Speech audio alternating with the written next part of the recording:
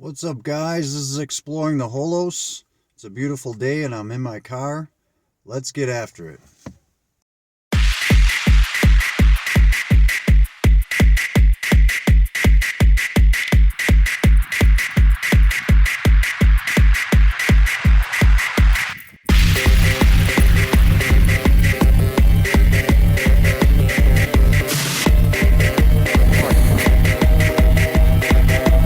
So today we are finishing up this book, Case for a Creator. I was really close to the end. Didn't have a lot left after the last video, but there is some important things here that I need to address. Hawkins, I'm not sure if I had his full name here, but the author interviewed a guy named Hawkins, and he says that the use of imaginary numbers conceals the beginning in his model. This statement says nothing about his model or imaginary numbers.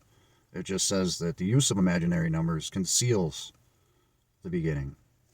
I would state that imaginary numbers lead you to understanding that there is no beginning. There's only eternity and zero. There's nothing and infinity. And all the values in between. That's the whole point of ontological mathematics, is understanding that zero and infinity are real. They're not an abstract mathematical concept.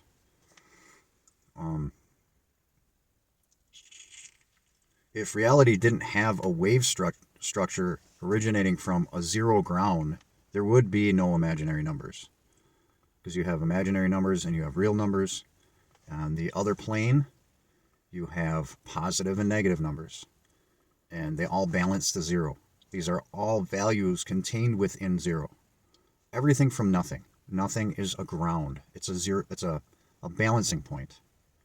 I don't know if that makes sense to everybody out there, but it should. It makes sense to me. I don't know.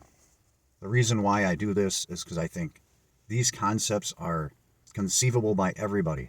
You don't have to have a college background. You don't have to have all these letters after your name to understand this stuff.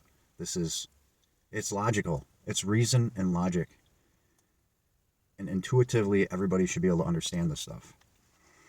Page 83, they talk about the uncaused creator. Like, God, there must be a God because the creator can't be caused. And I would like to go back to, I'm not sure which Mike Hockney book it was, but he talks about the Occam's razor God. Occam's razor states that the simplest answer is usually the correct answer.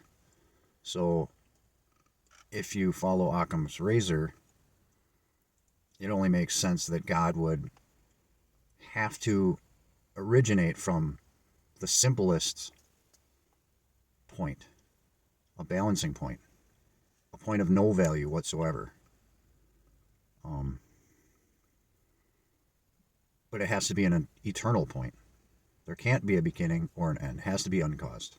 So they're correct in saying that the creator is an uncaused creator, but you can't just say that's proof of God. See, this book, what frustrates me is there is no real evidence. They just say, if they can disprove science, then they think that that's proof of God.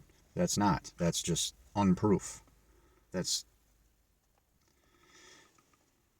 If something is true, you have to say why. You have to show why. That's why it bothers me. The whole Bible is like this, and I feel like 80-90% of the world is like this. They believe, even scientists, you have scientists who believe in science, but then they still go to church and worship a God, and it makes absolutely no sense to me. If something is real and true, you have to show how.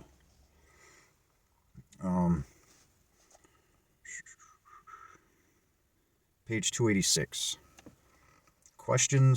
The book questions the definition of faith. and it says, oh, well, I say atheism doesn't threaten faith.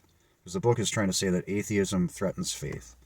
And I say, no, reason threatens faith. Faith is believing in something without a reason or any kind of definitive proof or evidence or anything. It's just believing in something because you've been talked into it or brainwashed. That's what faith is to me.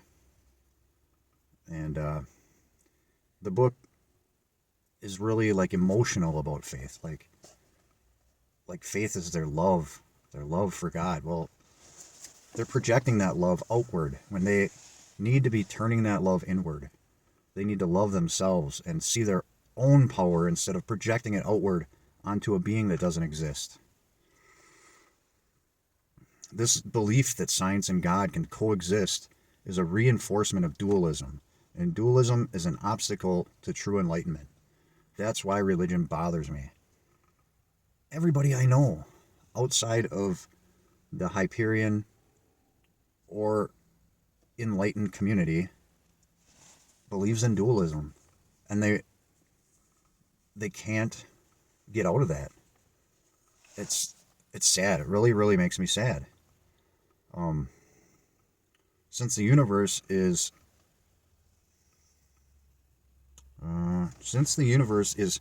packed with power.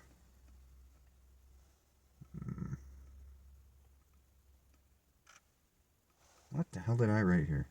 Is packed with power. Okay. Since the universe, my notes are really chicken scratch. Since the universe is packed with power, heat energy, atomic energy, and so forth, it must have been brought into being with an extreme force. No. The first law of thermodynamics. Energy cannot be created or destroyed.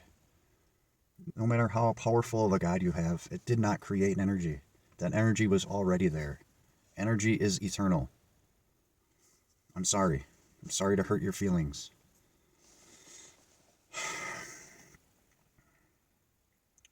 All right.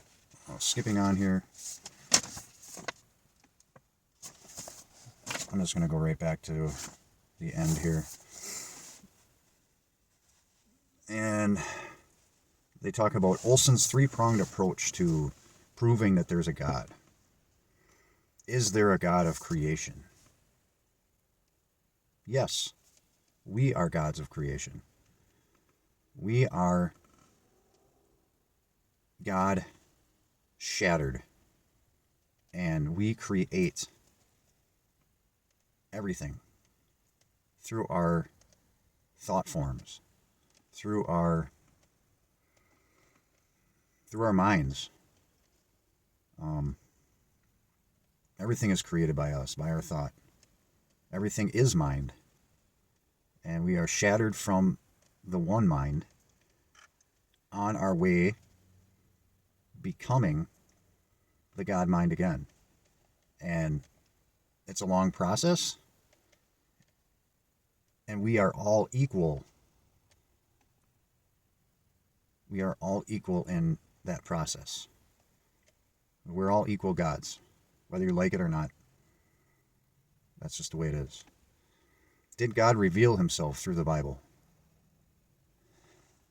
Metaphorically, I think. But the Bible has been tampered with by people to gain power and influence. It's been tainted. If you read the Nag Hammadi texts and go to Gnosticism.org and read the banned books of the Bible, it's a little more clear about what the Bible actually is, and you learn what it's actually telling you. The Bible that they give you in church today is nothing more than a mind control document. Is Jesus the Son of God? Deity unified with humanity, and can he help us? We are all the Son of God. We are all shattered remnants, reflections of God. And if you read the lost gospels that are not put in the Bible on Gnosticism.org, there's parts in there where Jesus tells the disciples, don't worship me.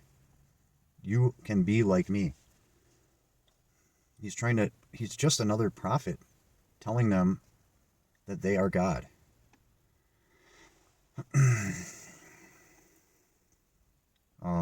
Deity and humanity. We are deity and humanity. Our minds are the deity, and the humanity is our matter bodies. And both are mind. We're all mind. Can he help us? If you understand that what Jesus says is metaphor and actually live the message. And a lot of, religious people want to say, they're better than whatever, but, Jesus was the biggest commie ever. He told people to give up all their worldly possessions and follow him, and, he did everything for the poor. A lot of these people with their political beliefs would do nothing for the poor except steal from them, and it's very hypocritical. It's very like a mental dissonance. They can't see that their own actions are directly opposed to what Jesus teaches. And it's just religion now has been taken over by politics, and it's all a scam. And I want nothing to do with it. I think it needs to be ended. At least the three major religions need to be ended. They create a lot of war. They create a lot of bloodshed. They create a lot of hate. I see it within my own family, and it needs to end. And that's why I did this whole thing about this book, Case for the Creator, went exactly how I thought it would. So take it for what it is. I thought at the end it did have a little bit of philosophical relevance. That one, I can't remember any of these people's names. JP Moreland, he was the only person in the book that I thought actually was getting close to having a sensible philosophy. Other than that, I wouldn't waste your time. There's plenty of other books. I will leave some pictures at the end. You can get them off Amazon, and I think you should read those books. You'll be well educated and much better off. This is Exploring the Holos. I hope you have a great week. Like and subscribe and share and tell all your friends. I'm trying to get this thing up to 30 subscribers. That would be awesome. I don't know why, but I just like to have goals. And all right, I might be putting out another shorter video about other stuff. I'm excited to talk about other stuff. So see you in a few. Love you guys. Bye.